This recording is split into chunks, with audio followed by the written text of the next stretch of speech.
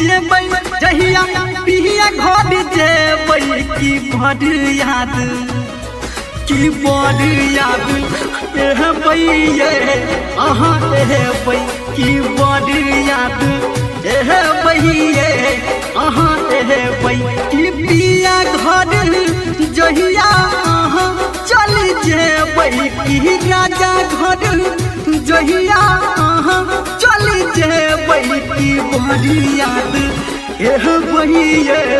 अहाँ एबै की बड़ याद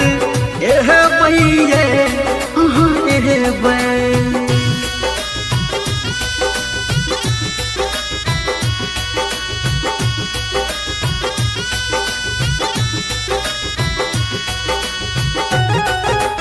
माँ गायत्री रिकॉर्डिंग स्टूडियो मधेपुर चूड़ी बाजार। हाँ हाँ हाँ हाँ अहाँ दूर चल जेबै दोसरा के सेज सजेबै हम तो मर जाबिए सुतला में याद एबै बैठला में याद एबै हम तो जैर जाबिए हम तो जैर जा। हाँ अहाँ दूर चल जेबै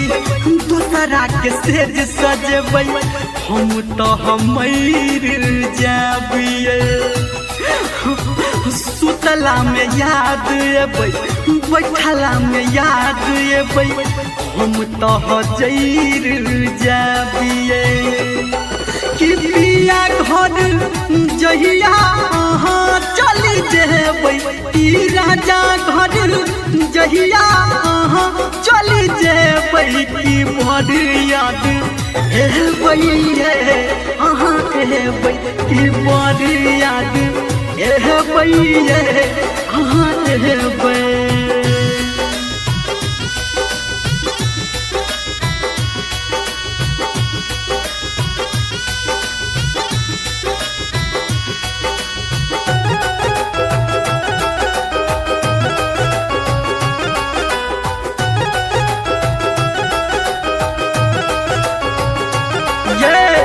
वादा करू साथ नहीं हमर हाथ नहीं अहाँ कहियो छोड़ब अपना धर्मेंद्र के जिंदगी बनावैले सबसे अहाँ डीजे राम भरोस चपाल वादा करू साथ नहीं हमर हाथ नहीं अहाँ कहियो छोड़ब ये अपना धर्मेंद्र के जिंदगी बनावैले सबसे अहाँ लड़ब कि पिया घर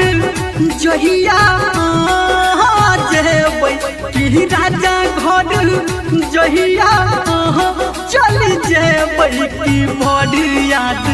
एबै ये अहाँ एबै की बड़ याद एबै ये अहाँ एबै।